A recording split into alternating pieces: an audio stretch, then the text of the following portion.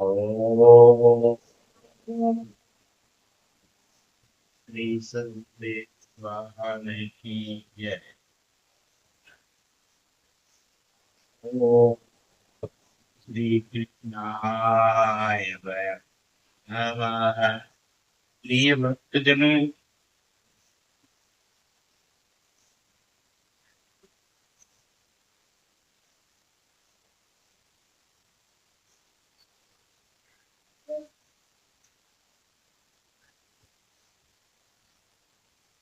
हर क्षेत्र के कोने कोने के भजन के बारे में चर्चा की गई। सात्विक, राजसी, राजसी जो भजन है, प्रकृति के अनुसार करते रहते, मगर भजन में केवल सात्विक भजन अच्छा होता है। साथ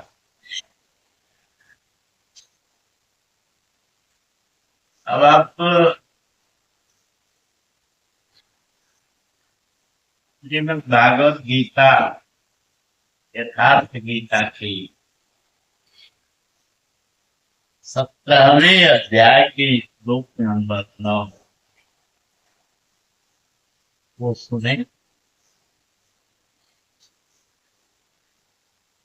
कट्वं लवणेन लवणात्युष्ण तीक्ष्णरोक्षविदाहिनः आहारा राजसस्तेषा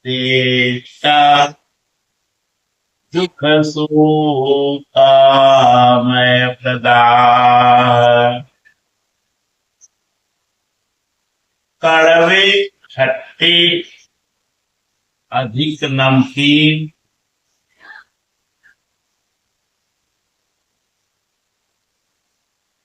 अत्यंत गर्म, तीखे, रूखे, दाहकारक और दुख, चिंता तथा रोगों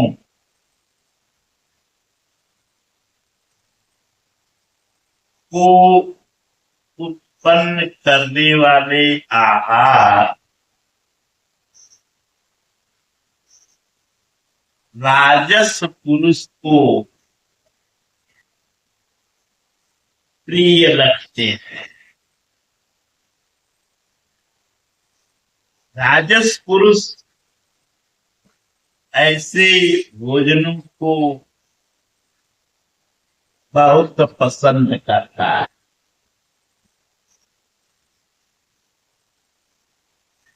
श्लोक नंबर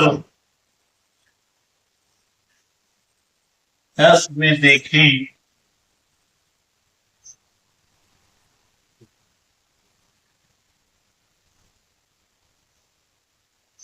यातयामं गतरसं परियुषितं च यत् उच्छिष्टमपि च मध्येयं भोजनं तामस प्रियम्।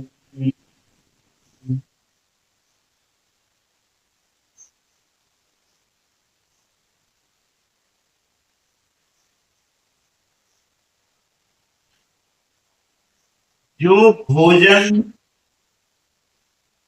देर का बना हुआ है, अधपका है, गत रसम रस रहित है। रस रहित का अर्थ यह नहीं कि जल की मात्रा कम हो, बल्कि शरीर के लिए स्वास्थ्यवर्धक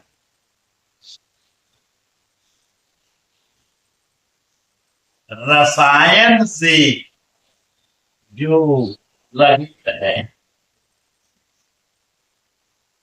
दुर्गंध युक्त,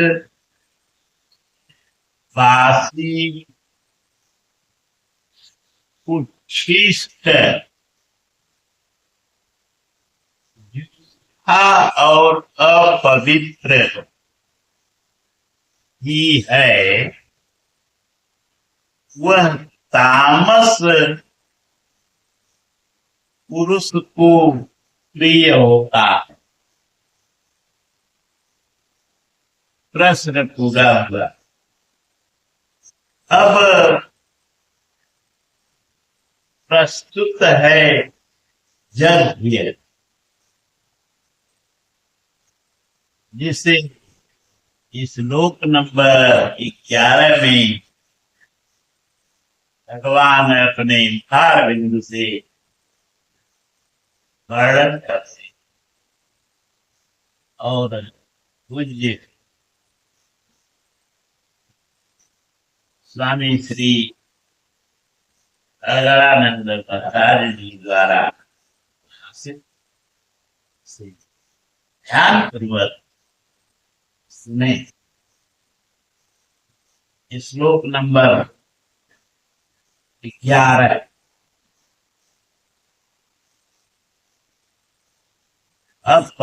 अफलातान शिविर यज्ञो इति दृष्टो यते यस्तव्यमेवेति मनः समाधाय स सात्विकः।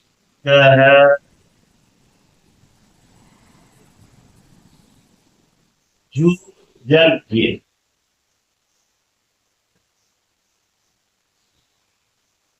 विधि दृश्य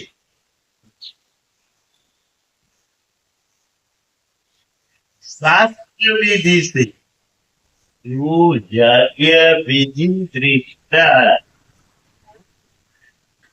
शास्त्र विधि से निर्धारित किया गया है, जैसा कि पीछे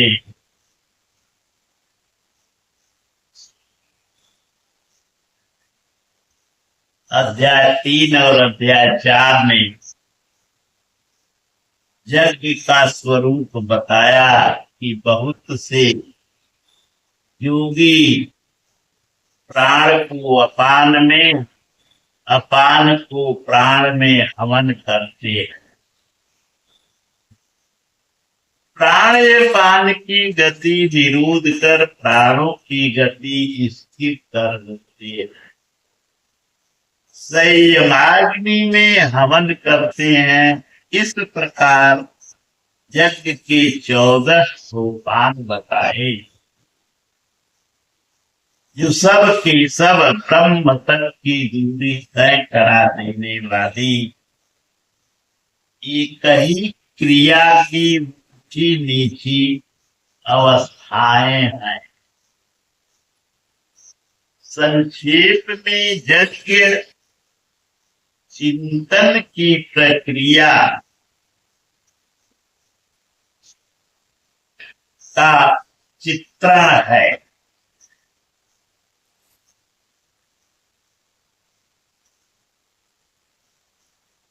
जिसका परिणाम सनातन ब्रह्म में प्रवेश है, जिसका विधान इस शास्त्र में किया गया, उसी शास्त्र विधान पर बल देते हैं कि ये अर्जुन, शास्त्र विधि से नियत किए हुए जिसे करना ही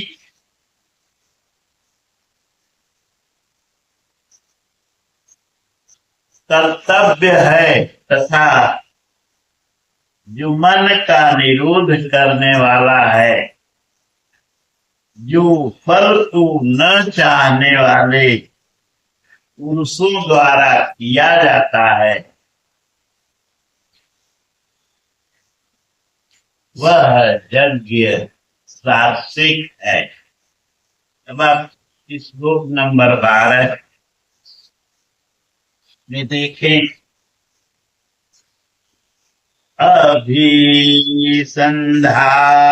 तु फलम् दम्भार्थमपि चैव यत् यति भरतश्रेष्ठ तं यज्ञं वेत्ति राजसम्। हे अर्जुन, जो यज्ञ केवल दम्भाचरण के लिए ही हो या फल को उद्देश्य बनाकर किया जाता है, उसे राजस यज्ञ जानो। यह कर्ता यज्ञ की विधि जानता है, किंतु दम्भाचरण या फल को उद्देश्य बनाकर करता है कि अमुक वस्तु मिलेगी तथा लोग देखें कि यज्ञ करता है, प्रशंसा करेंगे। ऐसा यज्ञ करता वस्तुतः राजसी है। अब तामस यज्ञ का स्वरूप योगेश्वर श्लोक नंबर 13 में बताते हैं। वेदहीनमश्रेष्ठान्नम् मन्त्रहीनमातर्षिणम् लज्जाविरहितं यज्ञं तामसि परिचक्षते। जो यज्ञ शास्त्र विधि से रहित है, जो अन्य परमात्मा की सृष्टि कर सकने में असमर्थ है, मन के अंतराल में निरुद्ध करने की क्षमता से रहित है, दक्षिणा अर्थात सर्वस्व की समर्पण से रहित है, तथा जो श्रद्धा रहित है, ऐसा यज्ञ तामस यज्ञ कहा जाता है। ऐसा पुरुष वास्तविक यज्ञ को जानता ही नहीं। अब प्रस्तुत है तप। तप के बारे में भगवान श्लोक नंबर 14 में बताते हैं। देव द्विज गुरु प्राज्ञ पूजनम शौचमार्जवम ब्रह्मचर्यमहिंसा च शारीरम तपमुच्यते। परम देव परमात्मा द्वैत पर जय प्राप्त करने वाले द्विज सदगुरु और ज्ञानी जनों का पूजन, पवित्रता, सरलता, ब्रह्मचर्य तथा अहिंसा शरीर संबंधी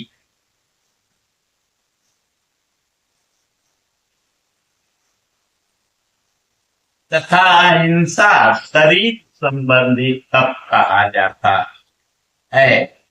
शरीर सदैव वासनाओं की ओर बहकता, इसे अंतःकरण की उपरयुक्त वृत्तियों के अनुरूप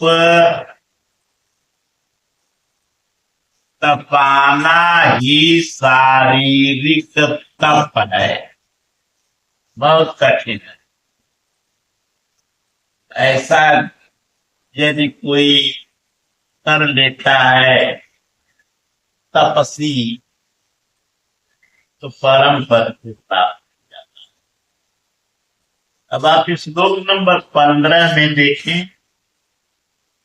अनुद्वेगकरं वाक्यं सत्यं प्रियहितं च यत्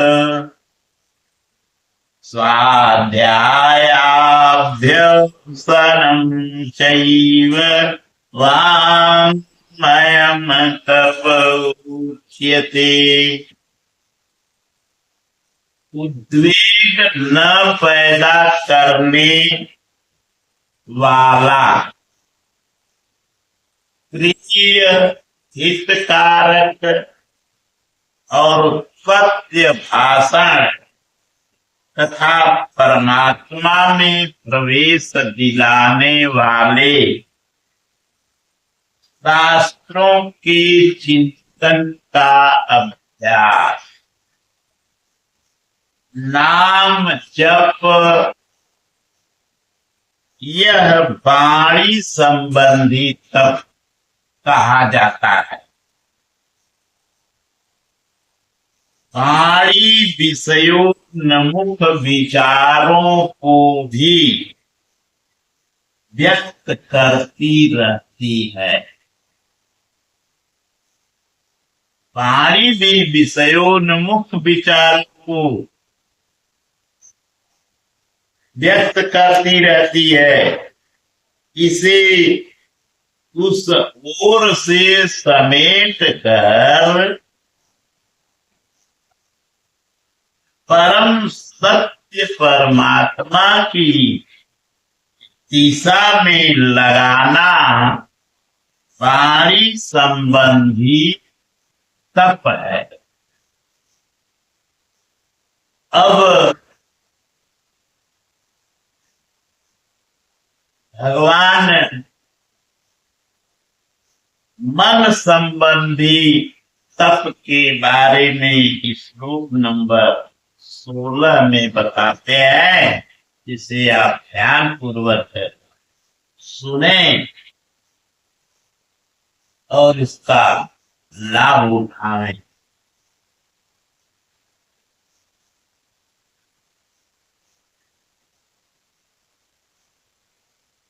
मनः प्रसादः सौम्यत्वम् मौनमात्मविनिग्रहः भावसंशुद्धिरित्यतपो मानसमुच्यते। मन की प्रसन्नता, सौम्य भाव, मन अर्थात इष्ट के अतिरिक्त अन्य विषयों का स्मरण भी न हो।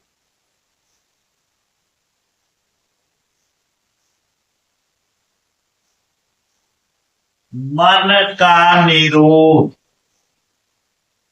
अंतःकरण की सर्वथा पवित्रता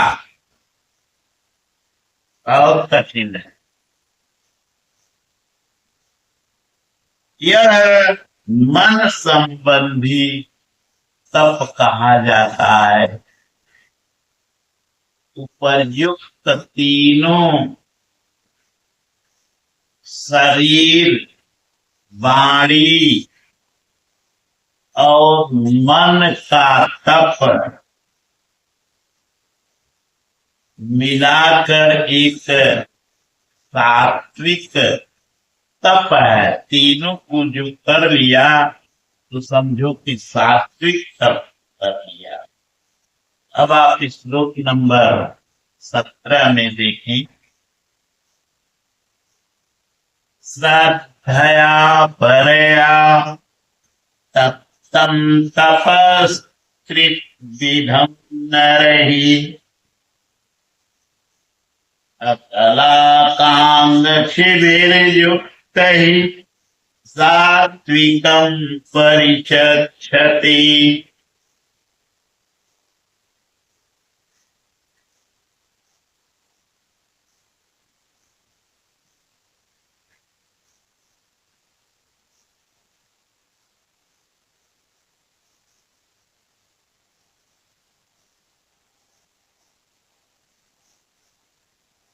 हर को न चाहते हुए अर्थात निष्काम कर्म से युक्त पुरुषों द्वारा परम श्रद्धा से किए हुए उपर्युक्त तीनों तपों को मिलाकर सात्विक तप कहते हैं। अब प्रस्तुत है राजस तप। राजस तप क्या है, इसके बारे में भगवान गीता के 17वें अध्याय श्लोक नंबर 18 में कहते हैं। तत्कारमान पूजार्थं तपोदम्भेन चैव यत् क्रियते तदीह प्रोक्तम् राजसं चरमध्रुवम्। जो तप सत्कार मान और पूजा के लिए अथवा केवल पाखंड से ही किया जाता है, वह अनिश्चित एवं चंचल फल वाला तप राजस कहा गया है। मैंने जो तप जो है सत्कार मान पूजा के लिए अथवा केवल पाखंड से ही किया जाता है, वह अनिश्चित एवं चंचल फल वाला तप राजस कहा गया है, जिसका कोई प्रयोजन नहीं। आगे इस नंबर 19 में देखें।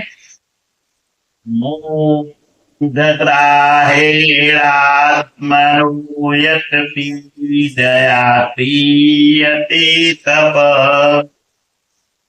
परस्योत्साधनार्थं वा तत्तामसमुदाहृतम्।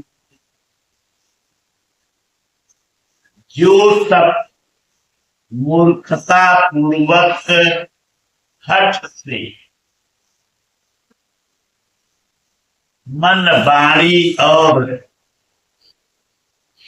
शरीर के पीड़ा सहित अथवा दूसरे का अनिष्ट करने के लिए बदले की भावना से किया जाता है, वह तामस तप कहा जाता है। इस प्रकार सात्विक तप में शरीर, मन और वाणी को मात्र इष्ट के अनुरूप ढालना है। राजस तप में तप की क्रिया वही है कि दंभ, मान, सम्मान की इच्छा से तपते हैं। प्राय महात्मा लोग हर बार छोड़ने के बाद भी इस विकार के शिकार हो जाते हैं।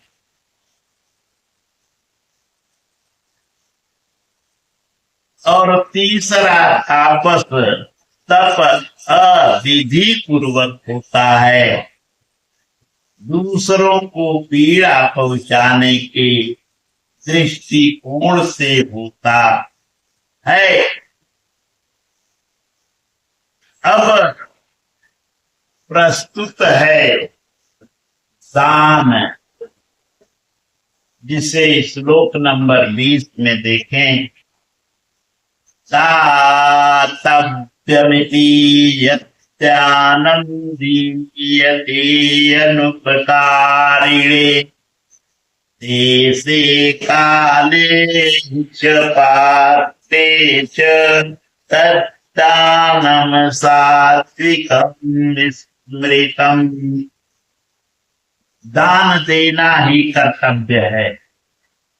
इस भाव से जो दान देश, स्थान, काल, समयानुकूल और सत्य पात्र के प्राप्त होने पर बदले में उपकार की भावना से रहित होकर दिया जाता है, वह दान सात्विक कहा गया है। प्रिय भक्तजनों, अब मैं कथा का ये समापन करता हूँ। अब 21वां श्लोक के आगे का वर्णन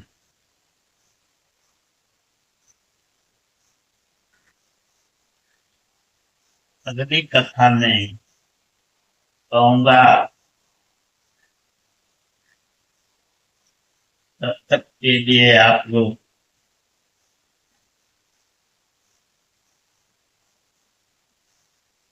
हमारा धर्म शास्त्र श्रीमद् भागवत गीता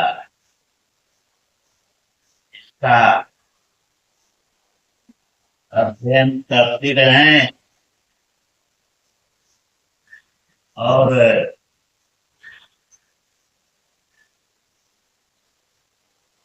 परम सिद्धि को प्राप्त करें। ओम श्री सद्गुरुदेव भगवान की जय। ओम श्री कृष्णाय वयम् नमः।